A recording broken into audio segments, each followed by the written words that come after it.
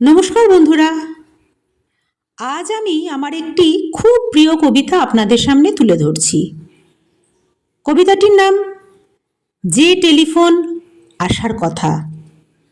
লিখেছেন পূর্ণেন্দু পত্রী। যে টেলিফোন আসার কথা সে টেলিফোন আসেনি। প্রতীক্ষাতে প্রতীক্ষাতে সূর্য ডোবে রক্তপাতে, সব নিভিয়ে একলা আকাশ নিজের শূন্য বিছানাতে। একান্তে যার হাসির কথা হাসেনি। যে টেলিফোন আসার কথা আসেনি।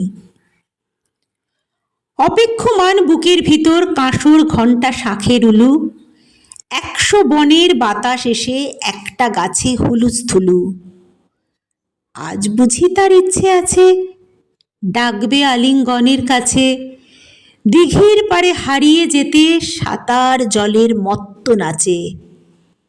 এখনো কি ডাকার সাজে সাজেনি? যে টেলিফোন বাজার কথা বাজেনি। তৃষ্ণা যেন জলের ফোঁটা, বাড়তে বাড়তে বৃষ্টি বাদল। তৃষ্ণা যেন ধূপের কাঠি, গন্ধে আঁকে সুখের আদল।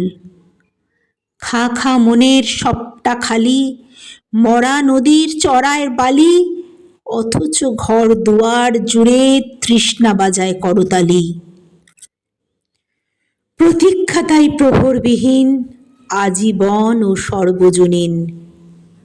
সরোবর তো সবার বুকেই, পদ্ম কেবল পর্দানুসীন।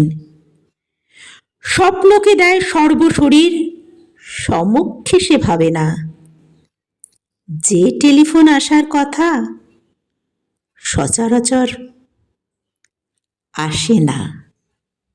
ধন্যবাদ। কেমন লাগলো জানাবেন। সত্যি আমাদের জীবনে যে জিনিসটা হওয়ার কথা অনেক সময় হয় না, প্রতীক্ষাতেই জীবন কেটে যায়।